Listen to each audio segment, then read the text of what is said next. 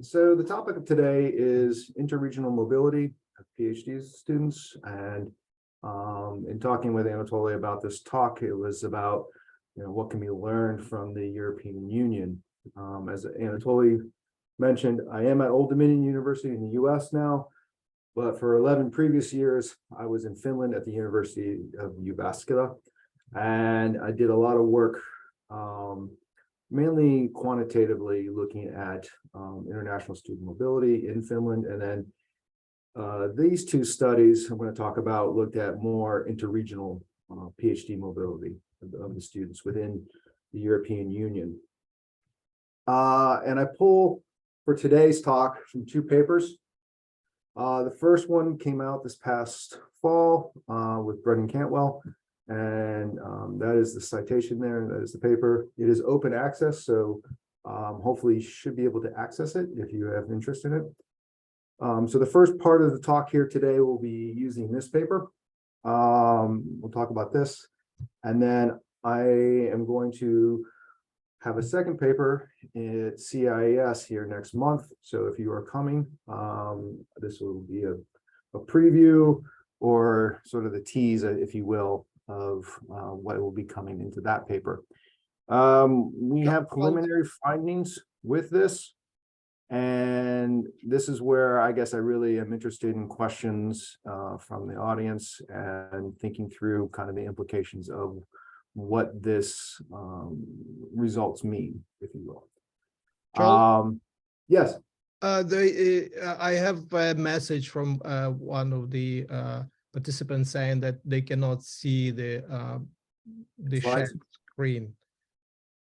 They cannot see it. Okay. Which is suggestion that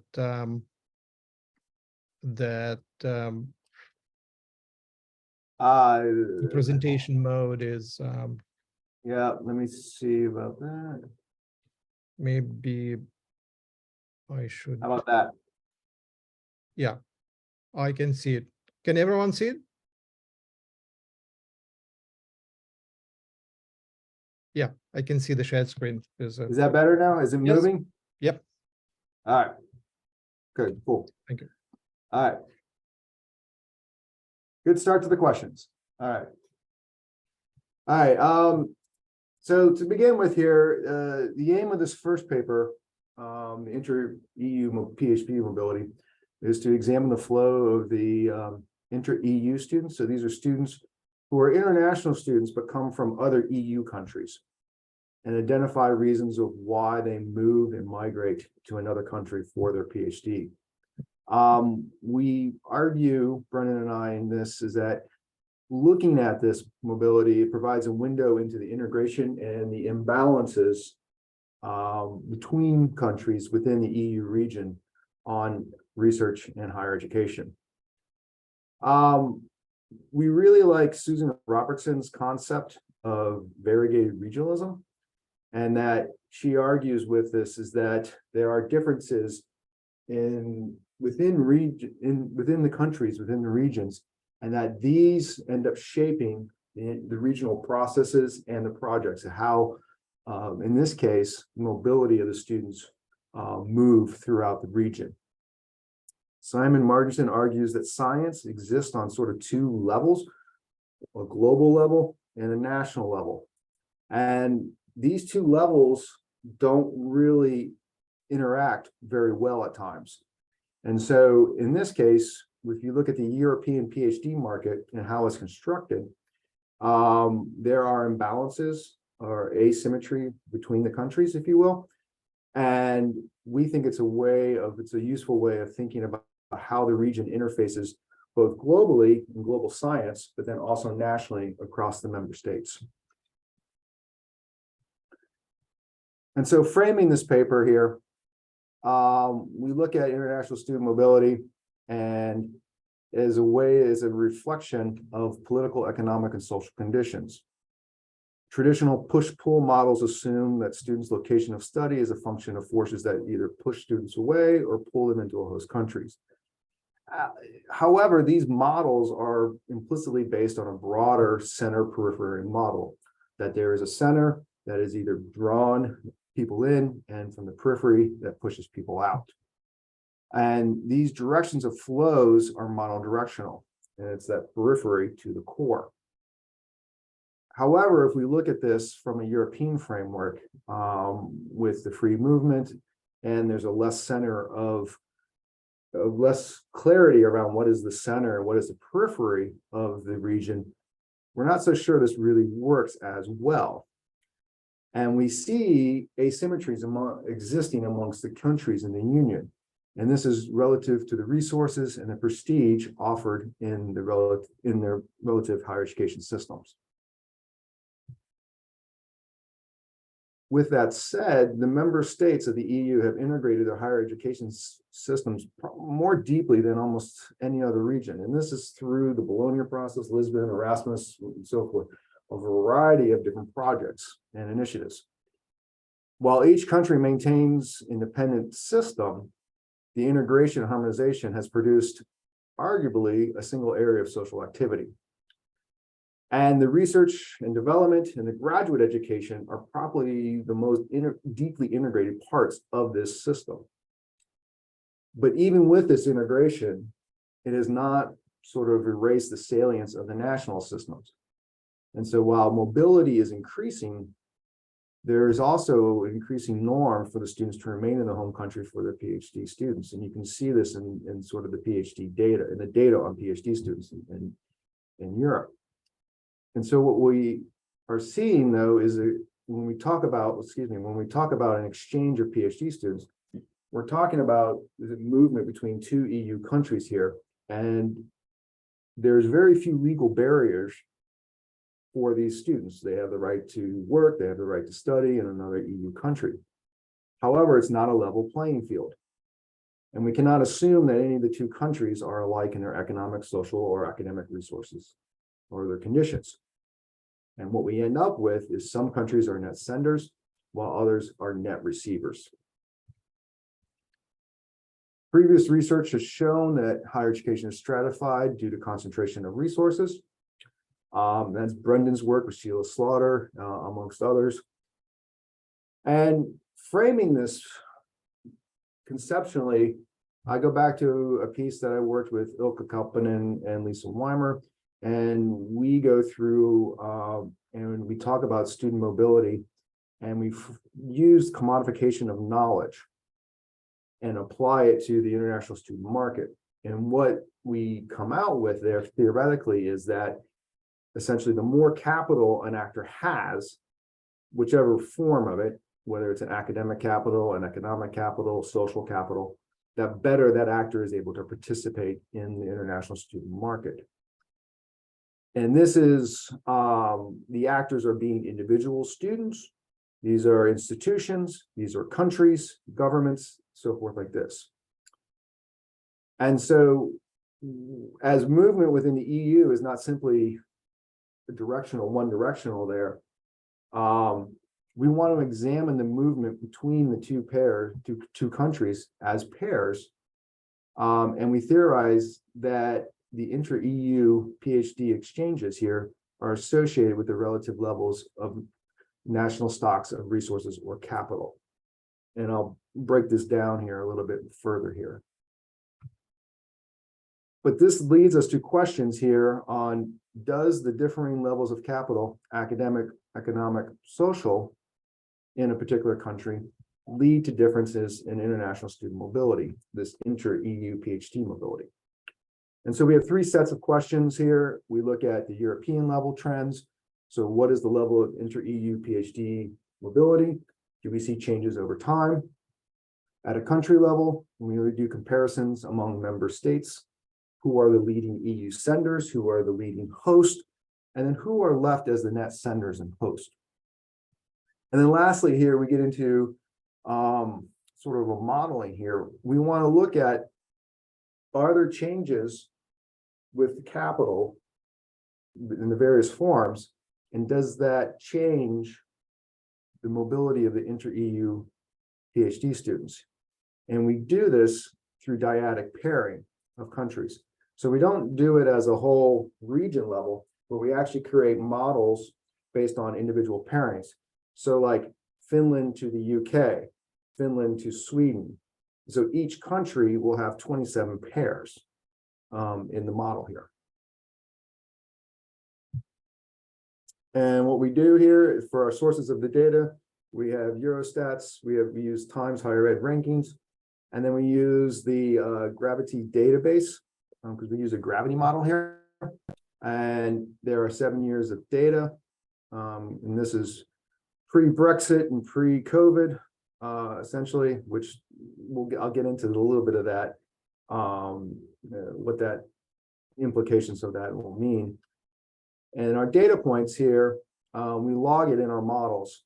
And for any of our variables that have 0 in it, we automatically add a 0.001 to all the values. And therefore, we are able to log those continuous variables that have zeros.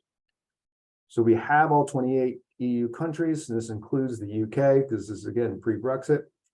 And then these are the different forms of capital here, of how we operationalize it. So it's GDP per capita, personal disposable income of individuals on average. We have tertiary attainment, GDP spent on R&D, and then number of universities in the Times Higher Ed 400. For social capital, we look at gender pay gap, life expectancy, and population size. And then for our gravity model here, we have distance between capitals to try to get to that, the distance. And we use distance between capitals as sort of the average of students. We know that all institutions are located, they're in capitals, let alone where the students are coming from, their home country are in the capitals, but it's the closest approximation to it, sort of an average. And then do these countries share borders? And then do they share a language? So for the first 2 research questions, we use descriptive models. And then for the third one, I talked a little bit earlier about it, but we use a gravity model. And gravity models come from sort of the trade and international trade and exchanges. And they have been recently more used on student mobility and migration. There's a couple citations here of where they've been used. And the gravity models argue that they assume that there's an exchange between 2 countries, that the exchange between 2 countries directly relates to their characteristics, whether this is in the form of distance between the countries, the size, and various models or various controlling factors. And so we created 2 models, one for push, and we control for the conditions in the sending country. So this is sort of a supply side model in the gravity models, and then one for a pull factors, controlling for conditions in the host countries. And then we created the dyadic pairs. So each country has 27 pairs. So in each year, we have 750 cases. We have 7 years of panel data. So we have about 5,300 cases here.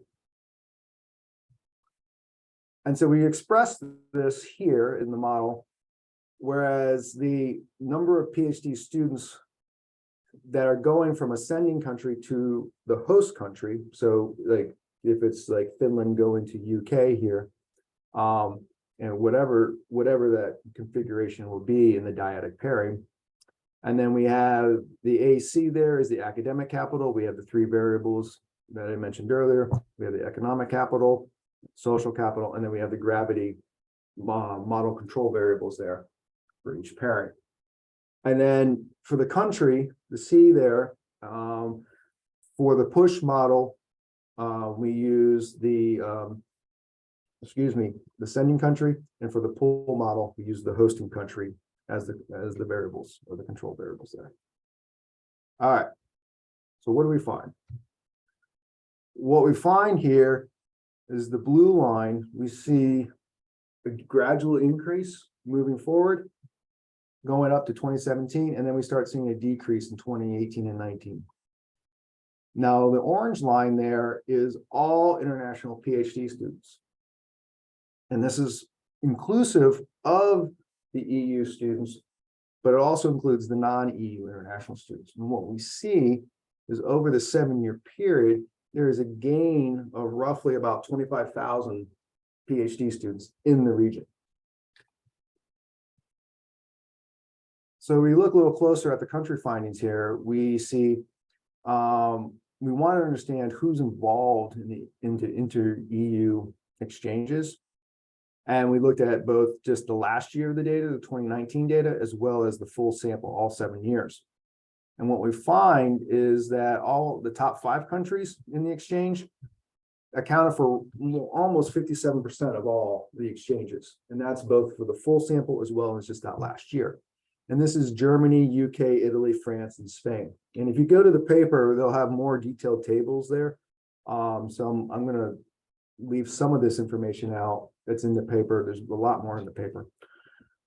But the bottom 5 countries in the exchange account for only about 2% of all the international students. And this is Malta, Latvia, Estonia, Slovenia, and Lithuania. And so what this data is showing, or these findings are showing, is that we have substantial asymmetry in the inter-EU mobility among the member states. Not only who is receiving, but also who is sending, okay? However, we don't see a singular pattern of movement. For example, large countries are not just receivers, but they fall into different categories. So like the UK, it's involved in the largest share of the overall exchange, but primarily in attracting PhD students. Whereas Germany and France, they also contributed a large share to the volume of the exchange, but they're at a much balanced ratio between sending and receiving. Italy, on the other hand, was much more of a sender, and they sent out nearly 10 students for every 1 student they hosted. And so what we are left with is less of a sort of a free market supply and demand in many ways. But with this is that it in many ways reflects sort of the hegemony of the Anglophone model of higher education in global science. And it suggests that even at the interregional level, and with decades or years of harmonization projects, there are still unevenness and asymmetry amongst the EU countries there. And this fits with a lot of what Simon talks about in his work. So we wanted to delve further into this, and so this is where we constructed the dyadic pairs. And so just as a reminder here, we looked at sort of one country to another country on these pairs. So country 1 to country 2 in the net. So for example, we look at Austria going to Belgium and Belgium to Austria. So from an Austria to Belgium perspective, we see that it is a -15 because Austria sent 6 PhD students to Belgium and Belgium sent 21 to Austria. Whereas from the Belgian perspective, there would be a +15 here. And then the independent variables there reflect the various stocks of academic and social capital, academic, economic, and social capital, as well as we account for and control for distance, shared border, and shared language. So what we find here in the 2 different models, and this is the results here from the statistical models here, we found some strong relationships here. In particular here, we see the academic capital sort of acting the way, in some ways, the way we expect it, with in the pull model, R&D, the more money that is spent in a country, it's going to pull students in. The more institutions we have ranked in the top 400 in the Times Higher Ed, it's going to pull students in. But we do see also, though, that the more students in a country attain tertiary education, they're actually pushed out from that country. With the economic capital, we see in many ways how we expect it to work. So the higher the capital economic GDP you have, the more you're going to pull in. So the wealthier countries are pulling in, and then the less wealthy countries, students are leaving, are exiting and being pushed out. And then we see with the control models or variables here, distance matters. So the closer you are, the more likely to be both pushed and pulled. And then if you're contiguous, and then also do you share a common language, was only important in the push model. So we're going to talk a little bit more about that here. So overall, in our discussion, what we see is the consistent growth in the mobility, and then it declined. However, at the same time, there's that much faster growth in the non-EU students. And that might be hinting at a shift in this PhD international student mobility, with an increasing number or focus, if you will, on the non-EU students. And this is consistent with Robertson's observation of educational regionalism, that interregional integration is a precursor to global presence. So we build up our regional ability and we build that up, and that will pay us dividends as making our own systems attractive from outside our region here. On the second point there, while the country level findings don't indicate a clear pattern, they do suggest that there is asymmetry amongst the EU members in terms of their ability to move. What is somewhat clear is that there's a hierarchy that exists over the study period of this 7 years. And this is fairly fixed.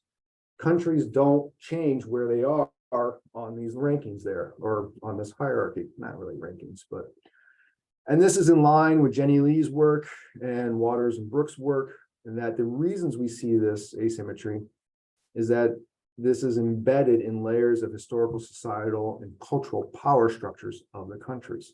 We see differences economic, we see differences of power politically, and that these play out in terms of our results of how this mobility works.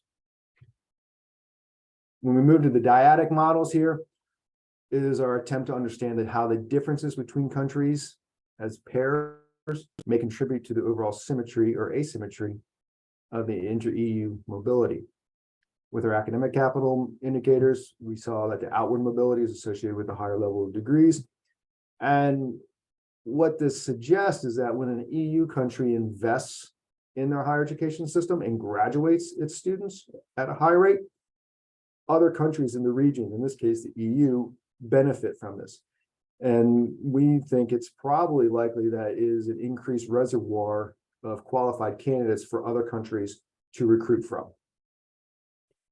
In terms of inward mobility, we see the hostings associated with the increase of R&D funding in ranked university, and that these were positively associated. With our economic indicators, we see that the per capita was negative for the push and positive for the pull. So it suggests as a country becomes wealthier relative to its partner, it will increase its inbound and decrease its outbound students. With the social capital indicators, this is one of the more interesting findings, is that none of the social capital indicators were significant. So it suggests that the social conditions in an EU country didn't play a role. This is not in line or fit with other research that looks at mobility decisions, particularly for highly skilled mobility. But it might point to some of the realities of the working conditions in the EU higher education sector and in EU science sector, with a tightening labor market, difficulty getting a job, moving into a career path, and the increasing precarity. And it also might point to the perception of the mobility within the EU region, because these are country-specific conditions. However, a lot of these mobility in EU higher ed policy is at the regional level. So like EU funding for various research projects.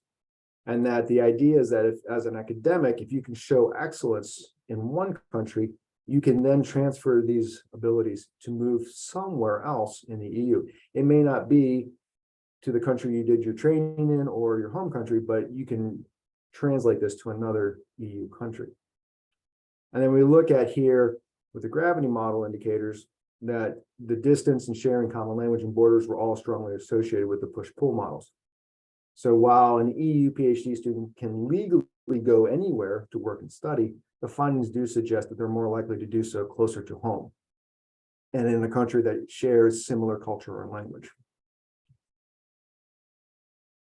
Our findings also indicate traditional factors predict where students go. It's in line with that the strong academic and economic conditions with pulling students in and weak pushing students out. And this is consistent with the idea of internationalization reproduces uneven geopolitical and ethnic relations. And so while wealthier countries can invest more in research production, this is one of the more interesting, not counterintuitive, but more challenging finding that we had, though, is that the wealthier countries can invest more in the research production. This in turn helps them attract more PhD students than they turn out. But when you isolate the dyadic pairings of the countries and you control for the various factors, we found that developing stronger academic systems in one country, and this is based on tertiary graduates, bachelor's degree graduates, it leads to greater outward inter-EU PhD mobility. And so this suggests that developing supporting higher education within individual countries in the EU empowers outward mobility for PhD students within the whole region. And so the conventional framing around academic quality and investment as being a pull factor, this finding with the dyadic pairs indicates that over time and indirectly, it can actually be a pull factor or a push factor and increase the cohesion and development of the EU. So that's the first paper there. And I want to quickly go into the second one here. And then I'll take some questions, probably in about 5 minutes here. So with this paper here, we wanted to look at the inter-EU network. And we wanted to examine closer the findings from the research questions 1 and 2 from the first paper. So if we look at the research question 1, we saw this suggestion of a shift in the PhD international student mobility, increasing the number of non-EU students there. And again, using Robertson's regional variegation, it suggests that inter-regional integration, she argues that she suggests that inter-regional integration is a precursor to a global presence in global science. So in essence, if you build up and invest in your higher education system, you then become more attractive to the outside and you strengthen the region's ability to compete in international science. And specifically here, it is to attract non-EU PhD students. And with the second question there, we saw that while there was no clear pattern, there was a suggestion of this asymmetry between countries of the movement of PhD students, and that it was relatively stable amongst countries. So the aim of this paper is to test the importance of this inter-EU PhD mobility as it relates to inbound international PhD students from non-EU countries. So in other words, we want to see how closely, what does it matter if you are tightly part of the network of the inter-EU mobility, and does that result in you bringing in more students from outside the EU? We used the same data previously as the previous paper here, and we did with the Eurostats and the Times Higher Ed. We did a network analysis here. And the idea around this is that we want to do look at, again, the sending country here for the inter-EU mobility and as it relates to the ability to attract non-EU PhD students. Now, this eigenvector, the centrality, it's not only considering the number of PhD students, but it also calculates the importance of that country to the network. And we'll get into a little bit of this here more deeply here of how that plays out. If you want the math, here's the math behind it. But basically, what we are doing is saying that there is a relationship between countries of who they send to and then who they are attracting, bringing in. And so the numerator up here represents where they show up, and then the denominator is sort of the max value, the maximum possible value. And that will get you that score on this scale. From here, we take these eigenvalue values, and you're going to range somewhere between 0 and 1. And then we are going to put that into basically, if you're closer to 1, that means your highest importance. And then if you're closer to 0, you're less important there. So once we derive these eigenvector values for each country, we then are able to go into a series of OLS regressions and then predict out their ability to attract non-EU PhD students. And we do this through 3 different models. Basically, the first one is without any fixed effects. The second one is with year fixed effects, and the third one is with year and country fixed effects. And so if we look at sort of the descriptives here, we see on average the EU members welcome in about 3,700 inbound doctoral students from outside the EU. And we see with the standard deviation and the maximum and minimum values, we do see this asymmetry similar to the first paper continue throughout. Similarly, we see the sending eigenvector value centrality was about a 1.45, with the minimum value being a 0.1 and a maximum value of 1. Again, 0 to 1 is the max and the minimum on there. So here's just a basic descriptive of the variables that we used in this here. And so what we have here, though, is this is the eigenvector values. So at the top, we have 1. That is UK. And then about 0.645, this is Germany. And then we have Austria here.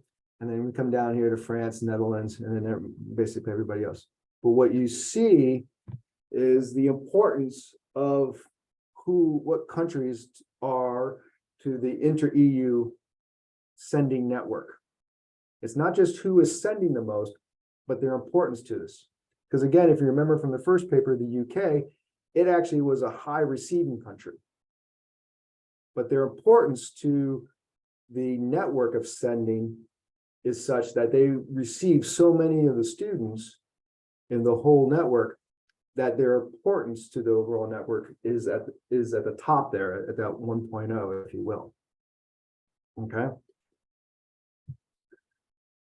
And then our regression results indicate a consistent and positive association between the EU countries' sending vector centrality and the number of non-EU students that they are receiving. So in other words, this suggests that the more important a country is to this EU network of PhD inter-EU mobility, the greater number of non-EU students that they will receive. So if we start doing the math here, we look at the difference between Germany and the UK. Again, UK was a 1.0. Germany was about 0.645. So you get a difference of about 0.34. And we use the value here, the 3.043, which is on the control in the model here, the fixed effect in the model number 3 there. And what we get here, though, is corresponds to about 103% increase in non-EU PhD students coming in. So what this results suggest to us, as variegated regionalism argues or suggests, as the EU grew in prominence in global science and grew in its inter-regional, inter-EU mobility PhD students, we saw that the member countries did not participate equally. But as it grew as a region, the region as a whole became more attractive. But in particular, certain countries became more attractive within the region for these non-EU students to come in. And so if the higher you were up on this inter-EU mobility, PhD mobility network, the higher you were, the greater number of international non-EU students you were bringing in. And again, this is in line with Stein and McCartney's work about internationalization reproduces the uneven geopolitical and epistemic relationship. And so with this here, again, what we see is that these asymmetries we believe are embedded in the layers of the historical and social and cultural power. It also fits with this commodification of knowledge of some of the work I did a couple of years ago, and that the more capital an actor has, the better are they able to participate here. And so what we're left with some questions that we are still pondering here is, what does this mean now, post-Brexit, post-COVID? Well, we're not really post-COVID really yet, but we're starting to move through this. And then with the UK leaving, does this affect the centrality of the inter-EU mobility? Does it make it weaker? Does it make it stronger? And we can make cases either way. And so those are some of the questions we're wrestling with, and I will now open up the floor here for questions and answers. So, thank you. Thank you very much, Charles. This is a very sophisticated presentation, very enjoyable. We'll have to post it online for everyone to see it again, probably to understand the so many variables and interesting kind of implications. Let me stop the recording here, and then we can move to Yeah,